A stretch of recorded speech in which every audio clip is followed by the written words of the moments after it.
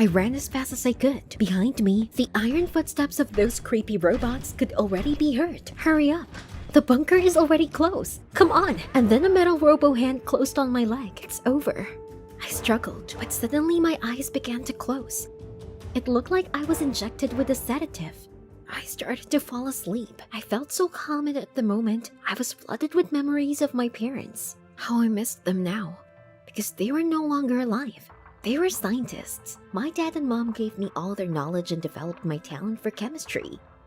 I didn't have any friends, so I spent all my free time with them. But soon, the planet was filled with wild rats. They were not afraid of people at all and openly attacked them. It was even impossible to walk freely in the streets. The government instructed my parents to get rid of the rodents, and my parents began to develop a virus that would deprive the rats of the ability to reproduce.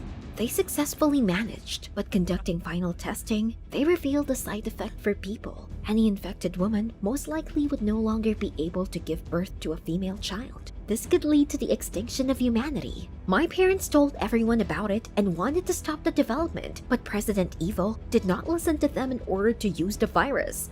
Mom and Dad refused, but they knew that this would not stop the president and secretly hid me in a bunker to protect me from the effects of the virus. The virus was used, and the next day, when I was communicating with my parents via video link, the servants of the president came to them. After that, right before my eyes, the robot split mom and dad with a beam for insubordination. The servants got sight of me on the monitor screen and gave the president information about the surviving daughter of the scientists. I burst into tears. My parents were gone. I was all alone. I couldn't trust anyone else in this world. The location of my bunker was not determined.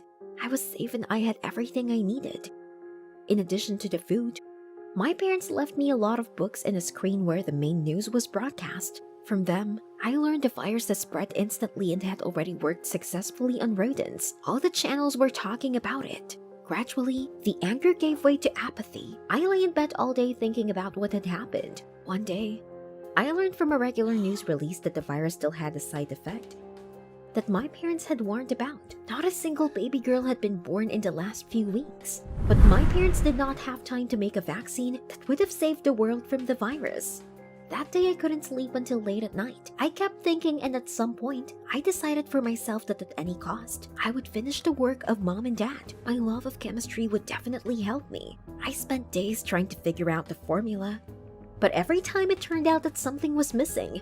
I was desperate. Food supplies in the bunker began to run out. I knew I couldn't go out, but I couldn't go any further without water. Then I covered my face with a mask and carefully climbed out of the bunker into the street. Suddenly, on all the street screens, I saw a video with the president's disgusting face. He was talking about me. What? He said that he was looking for the daughter of the dead scientists who created the virus, the only girl who was not infected who could give birth to a girl and save humanity. There was a huge reward for my capture. I was taken aback. If I got caught, I definitely wouldn't be able to finish the vaccine. I ran back to the bunker, but suddenly I was seized by the iron hand of a robot. Apparently the mask had slipped off my face, so I fell into the hands of the president. I was distracted from my memories by the voice of President Evil, not from the screen this time. I woke up in a large office. I was surrounded by a ring of robot guards, and Hotly Evil was not far away. The robot guards helped me, and I listened with disgust to the president's speech about saving humanity and the need for me to become an incubator for birth. This was the only way to save the world from extinction. What? Was he going to force me to give birth to girls? Well, no. The president told me to think about it and quickly left. I stayed in the office, surrounded by the robots. I'll think about it, Mr. President, but only how to escape from here. I looked around. I got an idea. I told the robot I was thirsty, and when he turned away, I grabbed a chair and threw it at it. I immediately ran to the exit, and suddenly there was a dead end. There was only one door on the right, and I rushed in. That turned out to be a chemical laboratory. I saw a young guy in a lab coat, with a badge with some kind of emblem on his chest. Please save me, I whispered. The guy looked into my eyes in a strange way and showed me to get under his desk. I barely made it. Immediately, the robots barged in. They scanned the room with their beams but missed the table as the guy blocked it with himself. Nothing was found and the robots came out. As soon as the door closed, the guy threw me a cloak with a respirator, and when I put them on, he told me to follow him. Why was he helping me? The guy silently led me to the back door. And suddenly the scientist stammered, "You have Dad's eyes, don't you?" I was taken aback by the surprise. "Did you know my parents?" The boy nodded, embarrassed. His name was Frank. He said he was an intern in my parents' lab. And then he blurted out that my parents' case was alive as long as I was alive. I was wary. He took me outside and then handed me a piece of paper with an address on it, saying that I could contact him if I needed any help. No way, I could handle it all by myself. I pulled my hood up and ran to my bunker. I continued to work, but the experiment seemed to have reached a dead end. The formula was perfect, but in practice, the substances did not combine at all. And then it hit me. I needed a laser cannon, but it was only in the scientific center. How do I get there? I spent the whole day trying to work out a plan to get into the center, but it just didn't seem possible. And just as I was getting desperate, I suddenly remembered Frank. He had to have access to it. I thought about it. After what happened to my parents, I couldn't trust anyone else, but still Frank worked with them. And he helped me escape. So I went to the address on the piece of paper. I knocked gently on the door, but no one answered. What if this was a trap? There were robots everywhere, and if they saw me, I was dead. Then the door opened. Frank saw me, and then he invited me to come in. From the doorway, I blurted out that I needed a laser cannon for something important. "It's about my parents," I added, looking down. Then Frank nodded decisively and said that if I wanted to get a cannon, we would have to go right now. We got to some slums in the rain. Frank went to the door of the rickety house, but instead of ringing the doorbell, he tapped a tune. When the door opened, I saw a guy in a threadbare robe. He had a badge with an emblem on his chest, just like Frank had when I first saw him. And then it hit me. I heard from my parents about an underground society of scientists who opposed the president. It was their emblem. The guy led us into the living room of the house, converted into a laboratory, in the middle of which stood a homemade laser cannon. Then I noticed the other guys in the room. Wow, how many of them? I wanted to talk to them, but Frank said we might have been tracked.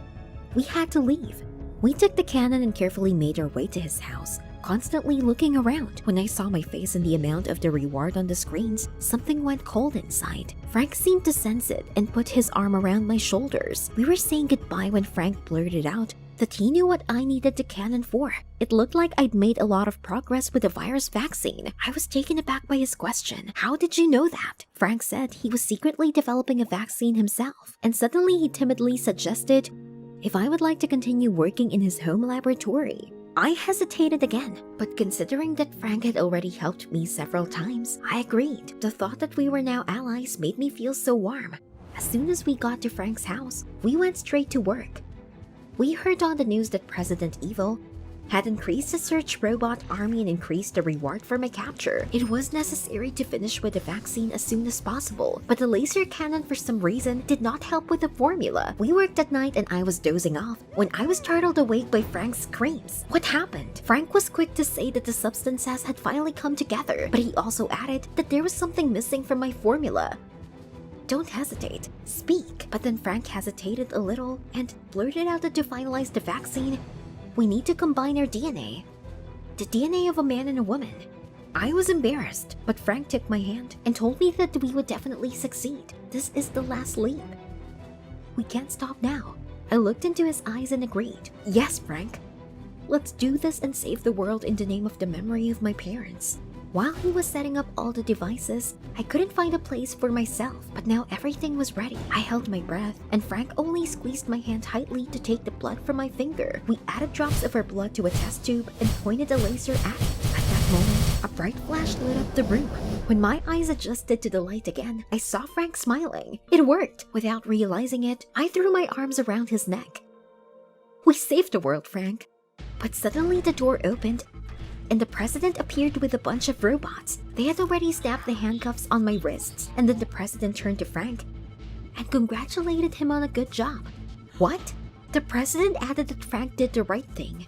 What was he talking about? I felt like something had split inside. So Frank was working for the president all this time? I trusted you. How could you?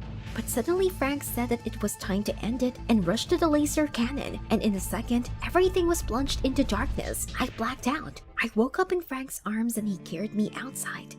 "Let me go, you traitor!" I shouted. but he just gave me a big hug. I didn't understand anything. Frank quietly said that at first, he tried to make a vaccine himself, but then he had to get involved in a dangerous double game, working for evil and collaborating with colleagues. But the vaccine didn't work, and when he met me and we continued to work together on the vaccine, he realized that there was still a chance to get it. After these events, President Evil claimed the salvation of the world for himself, but Frank and I were still given the title of heroes. The underground scientists, with our help, were no longer persecuted, and they were able to finally get out of their slums. Some of them even began to help get vaccinated in the help centers. Women began to give birth to girls again. Humanity will live, and Frank and I got married. By the way, now our DNA is combined not only in the vaccine. Soon we will have a daughter, and I realized that trust is the most valuable asset, because thanks to it, I not only saved the world, but also found a loving family. Did you like the video? Subscribe and like it. Support the channel. Thank you.